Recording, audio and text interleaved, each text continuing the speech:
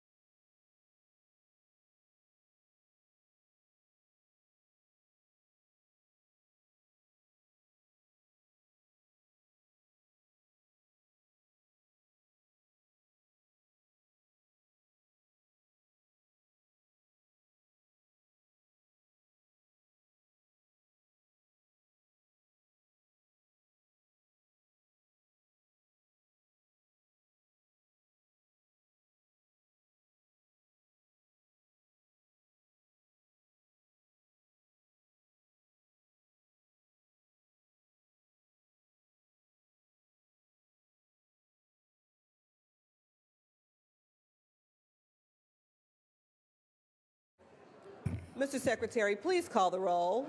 Allen, Anderson, Bates, Bell, Berryhill, Block, Cannella, De Leon, Fuller, Gaines, Galgiani, Glazer, Hall, Hancock, Hernandez, Hertzberg, Hill, Hueso, Huff, Jackson, Latta, Leno, Leyva, Liu, McGuire, Mendoza, Mitchell, Monning, Morlock, Morrell, Wynn, Nilsson, Pan, Pavley, Roth, Runner, Stone, Vidak, Wykowski, Wolk.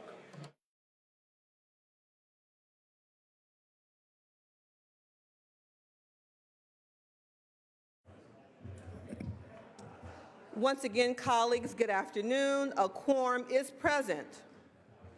Would the members and our guests beyond the rail and in the gallery please rise? We will be led in prayer this afternoon by our guest chaplain, Milt Cole, Associate Pastor of Senior Adults and Pastoral Care for the River Lakes Community Church in Bakersfield. After which, please remain standing. We will be led in the Pledge of Allegiance to the flag by our newlywed colleague, Senator Wykowski.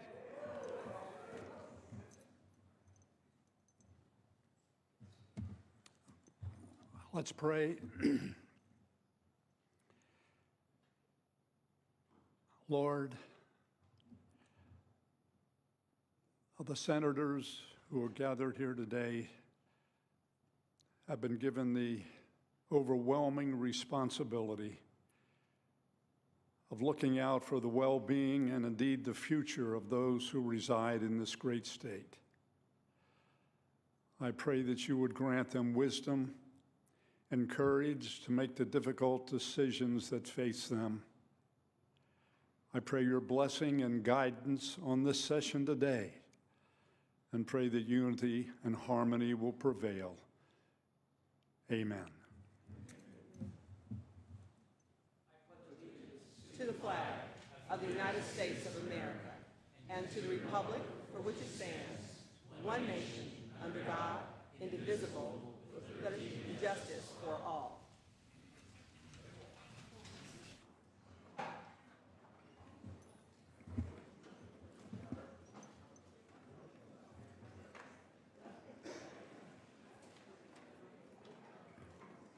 We will begin, colleagues, with privileges of the floor. Privileges of the floor. Senator Nielsen. Senator Nielsen will be recognized at the Pro Tem's desk. Senator Nielsen. Madam President and ladies and gentlemen of the Senate, as we welcome ourselves back after our brief recess, let us begin with the opportunity to introduce a group of high school students who have made their own little bit of history. These are representatives of the Antelope High School Titan Marching Band. Colleagues, if you could please give Senator Nielsen your undivided attention.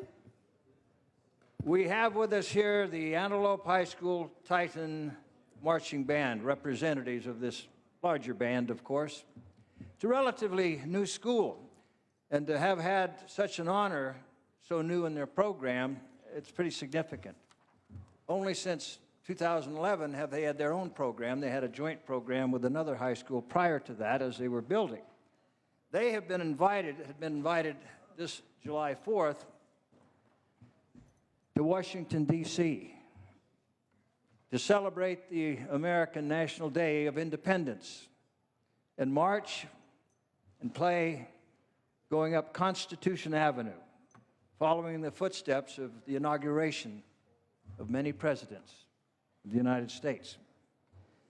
We have with us here the superintendent of the Roseville Joint Union High School District, Mr. Ron Severson. Ron, the Antelope High School principal, John Becker, Sonora Mello, the Titan Marching Band director who put all this together and achieved this dream for Antelope and all these students. Safira Olson, it's a drum major. Safira, hand up.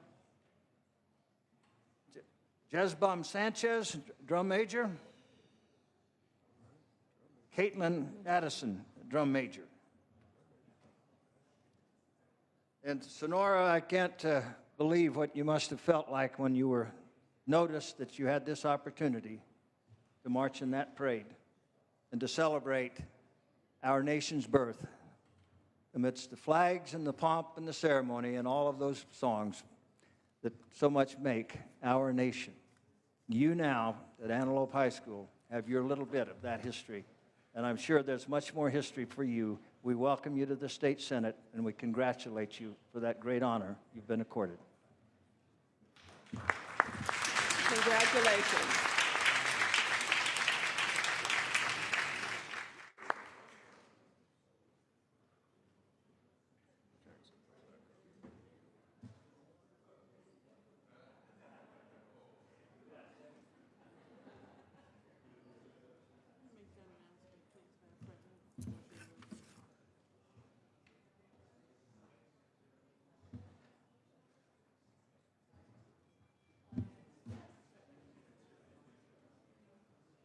Thank you. Without objection, Senate Rule 55 will be suspended to allow lobbyists on the floor. Senator Jackson, for what purpose do you rise? For purposes of introduction, Madam President. Please proceed. Madam President and members, it is a great honor for me to have the opportunity to acknowledge a delegation of 6 strong and inspiring women from Japan who are here in the gallery with us today. These individuals are all leaders within their respective fields, working in government and business, and are making great strides in increasing educational and workforce opportunities for the women of Japan. They are in the United States participating in a Women in Power program and studying topics relating to women's rights, the formation of women's grassroots movements, and the laws and organizations that advance gender equality and equal opportunity. This past April, I had the pleasure of participating in a Senate delegation to Japan, along with our leader, Kevin De Leon, and our minority leader, Mr. Huff, and his wife. It was a fascinating trip in which we studied a multitude of important topics, including women's rights and issues of gender equality. As chair of the Legislative Women's Caucus, I really felt the discussions that we had were incredibly enlightening and meaningful. And I am always pleased to see more and more women, not only in the United States, but in other countries, stepping into leadership positions and taking on the challenge to reduce gender disparities, empower others, and to have a seat at the table. Please join me in warmly welcoming these accomplished women and wishing them a productive and enjoyable visit. Welcome to our Senate floor.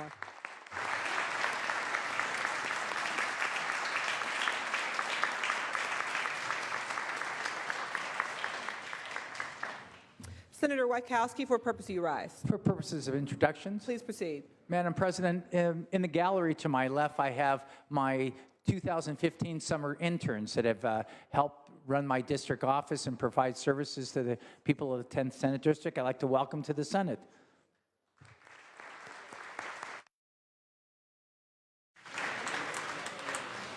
Thank you and welcome. Senator Pavley, for what purpose? Your motions and resolutions, if appropriate. Please proceed. I request unanimous consent to return Senate Bill 337 to the Assembly for further action. Thank you very much. The desk will note. Dr. Pan, for what purpose do you rise?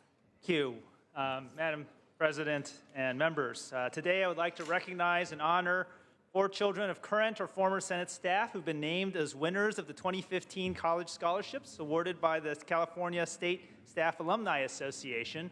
And in recognition of her role as a founder of the scholarship program, I'm going to ask Chief Manning to help present the certificates to the award winners. And this year's award winners are Anna Elise Preston, who's a daughter of Senate staff alum Laura Preston Jeffries, who is a senior consultant for Senator Leroy Green. Anna's receiving a $1,000 scholarship. She graduated from Yuba City High School and is headed to the University of Pacific to major in music therapy.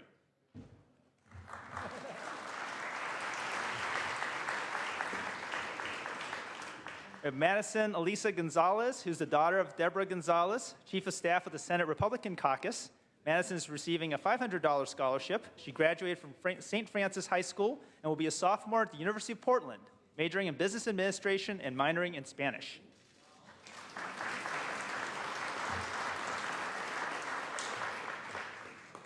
Ethan Richard Enos is the son of Richard Enos, who works at the Senate Majority Caucus. Ethan is receiving a $500 scholarship. Ethan graduated from Christian Brothers High School and will be attending UC Santa Cruz. He's majoring in marine biology.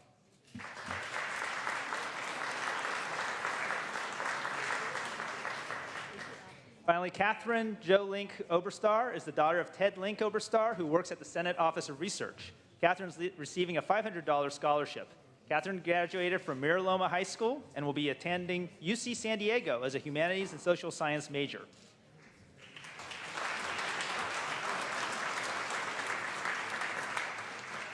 Please join me in congratulating all the winners of this year's scholarships. Senate colleagues and staff are invited to a reception in room 115, hosted by the Senate Staff Alumni Association. Congratulations to all.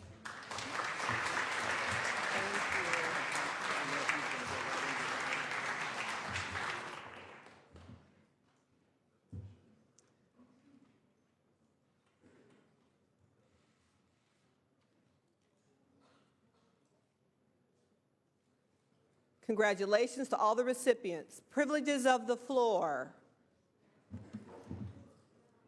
Dr. Pan, for what purpose do you rise? Thank you. Good afternoon, Madam President, members. I also rise proudly to present this joint members' resolution to recognize the month of August as African American Women's Health Legacy Month. As a physician, I'm well aware and committed to helping address the health challenges that disproportionately affect African American women. In fact, in Sacramento, the life expectancy for families living in neighborhoods with high African American populations is 10 to 15 years shorter as compared to areas in the country with the highest life expectancy. Unfortunately, African American women are most susceptible to chronic illnesses such as type 2 diabetes, hypertension, and obesity, which can all be prevented through awareness, healthy lifestyles, and adequate access to health care. Today, we are here not only to recognize the challenges, but also to acknowledge the great work that is being done by many organizations to keep families healthy and to build a healthier Sacramento and California. The Yes to College Education and Health Resources Inc. African American Women's Health Legacy Program provides health education, social and emotional support, and medical referrals for treatment of more than 350 African American women and girls in South Sacramento. This program and others like it across California empowers and educates women and girls to take control and better manage their illnesses by increasing their access to medical professionals, preventative health, and leadership advocacy skills. This program will focus on community outreach and programming to bring resources and awareness to 15 neighborhoods designated by Sierra Health Foundation's Healthy Sacramento Coalition. I am proud to author this resolution with Assemblymember Jones Sawyer, Senator Mitchell, and Senator Hall. Thank you very much, and I believe we also have some guests in the gallery as well. We also have some guests in the gallery as well as here on the floor. So again, thank you so much. Thank you, Senator Pan. On this topic, colleagues on this topic, Senator Mitchell. Senator Mitchell. Thank you very much, Madam President. Colleagues, I'm proud to stand here and join with Dr. Pan and my colleagues of the California Legislative Black Caucus, our Vice Chair, Senator Hall, and Chair Reggie Jones Sawyer, as co-authors of this really critically important item before you today. As Dr. Pan referenced, African American women face the most and frequently the largest health disparities among all ethnic groups. Just to briefly share some statistics from my own home county of Los Angeles. There's a 5-year difference in life expectancy for Black women in LA County compared to the average among all women across the county. African American women in the county of Los Angeles have the highest death rate for the following conditions: heart disease, stroke, diabetes, and breast cancer, compared to every other ethnic group of women across the county of Los Angeles. This is a critical issue with regard to health disparities that I've frankly spent most of my professional career addressing. I've worked with many of these women here on the floor and in the gallery over the years, but I just felt compelled to also bring to our attention a number of other groups across the state who have made this issue and this calling their top priority. The Association of Black Women Physicians organized in the early 80s a group. It started in Los Angeles with a group of 50 Black female doctors who found the need to coalesce to not only support each other as physicians in the industry, but to also, again, raise the issue of health disparities among Black women. An organization that I worked for a number of years ago, the National Black Women's Health Imperative, which was founded in 1984 after a national conference at Spelman College in 1983, led by Billy Avery, who's a McCarthy Foundation recipient of their Genius Fellowship, recognized then issues around reproductive health and health disparities. 1983 to 2015, we're still fighting the same battles. I was proud to be a founding board member of the California Black Women's Health Project, the state of California local chapter of the National Black Women's Health Imperative, because that was critical work we needed to do here in the State House in California when Medi-Cal was transitioning from fee-for-service to managed care, hoping that Black women, the status of Black women's health, would benefit from that transition as opposed to continue to worsen. Another leader in the movement around Black women's health, Sylvia Drew Ivy, another LA County resident who currently serves as the mental health deputy for LA County District Supervisor Sheila Kuehl. Many of us know Sylvia from her years of public service, but she was the founder of THE Clinic in LA County. THE stands for To Help Everyone, one of the early clinics in South LA that were providing critical access to health services for a community that had gone without for many years. What you might not know is Sylvia is the granddaughter of Charles Drew. Charles Drew, whose groundbreaking research into blood plasma and improving blood transfusion and storage techniques saved thousands of lives during World War II. And of course, Charles Drew Medical University in South LA is named for him. Sylvia is his granddaughter. And I think in more recent years, we must recognize the leadership of Jewel Theus Williams. Jewel is known across the state as the owner of Jewel's Catch One, which was one of the first Black gay discos in the country. But Jewel saw an emerging trend, and that was Black women, gay and straight, and our increased incidence of HIV and AIDS. So next door to the club, if you could imagine, she opened an HIV/AIDS clinic, outreaching to her community, primarily Black women, to provide early information around prevention and treatment of HIV/AIDS. So in addition to the activists here on the floor and in the gallery, I just wanted to raise and bring our collective attention to the women who have fought for, on behalf of, and alongside Black women across this country, but particularly here in the state of California, to raise our collective awareness around health disparities, which is critical, I think, for us as policymakers as we begin to address the long-term health of California as a whole, as we address the long-term cost that all of us have to take into account as we vote on critical budgets around preventable diseases, heart disease, cardiovascular disease, stroke, conditions that if treated early, if women are given the appropriate, culturally appropriate support, if Black women physicians and activists and advocates are supported in the work they do, we could close this critical disparity in our lifetime. With that, I ask for your aye vote on the resolution. Thank you, Senator Mitchell. Any further debate or discussion? It's not a measure. It's a member's resolution. I think with those eloquent and articulate remarks and the group that's standing, waiting to have their photo taken, let's give them a round of applause, please, for their great work.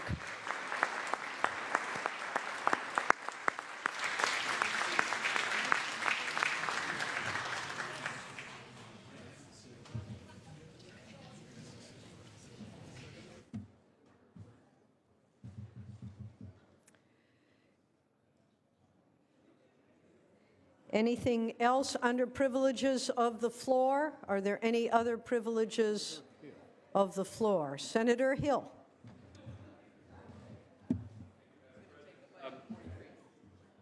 Could we actually, I'd like to take up item 43, SR 40, which is on third reading, and then go back to privileges of the floor? Without objection, Mr. Secretary, please read. Senate Resolution 40 by Senator Hill relative to Coats Eye Disease Awareness Day. Senator Hill. Thank you, Madam President. I rise today to urge your support of SR 40, designating August 17, 2015 as Coats Eye Disease Awareness Day in California. Coats disease is a rare eye disease that afflicts thousands in this country, mainly children and mainly boys. It is a genetic disease which causes blood vessels in the eye to mutate and develop abnormally, causing damage and leaking fluid into the eye. Over time and undetected, it can cause partial or total blindness in the eye and even require the removal of the eye in some cases. Coats eye disease is still not widely known and can be misdiagnosed by some in the medical community, even among retinal specialists. California can be a leader in promoting awareness research, study, and ultimately cures for many rare diseases, including Coats eye diseases. I ask for your aye vote on the resolution, members.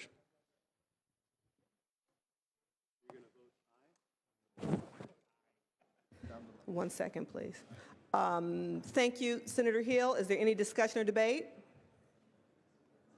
Seeing none, Mr. Secretary, please call the roll. Allen. Aye. Anderson. Aye. Bates.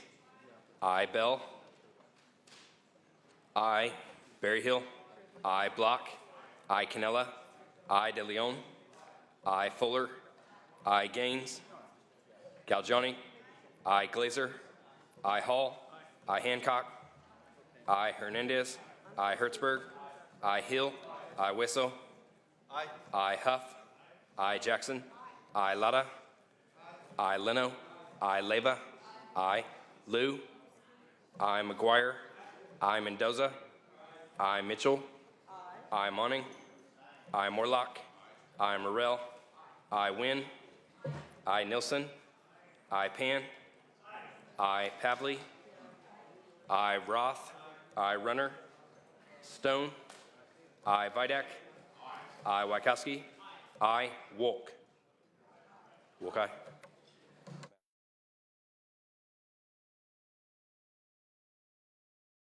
Ayes 38, no 0. The resolution is adopted. Senator Hill will be recognized at the pro tem's desk. Senator Hill. Thank you, Madam President. For purposes of introduction and a presentation of the resolution, I just want to thank my fellow senators for supporting SR 40. I'd now like to take a moment to introduce a very special man who's in the back of our chambers. 10 years ago, Jack McGovern, who is with us today, was diagnosed with Coates' eye disease. His parents, Ed and Tina McGovern, who are in the gallery, searched for the best medical care and luckily found eye specialists who immediately did laser surgery on Jack's afflicted eye. Several surgeries later, including experimental drug treatment, the disease has been halted, but it is something Jack will need to monitor for the rest of his life. Out of that medical challenge, his parents, along with some close friends, founded the Jack McGovern Coates Disease Foundation, because there was very little information about the disease and virtually no research being conducted to find a cure. Over the last 10 years, this family foundation has done some remarkable and amazing work. They helped sponsor the first ever Coates Disease Conference by medical experts from around the world to share information, data, and research ideas. Their website and social media efforts have reached thousands of followers all over the U.S. and the world. And their doctor directory is a fantastic resource for families looking for answers to this debilitating disease. And they help finance groundbreaking research by Genentech into the genetic causes of this rare disease in the hopes of finding a cure and preventing this disease in the future. So please join me in welcoming Jack McGovern to these chambers.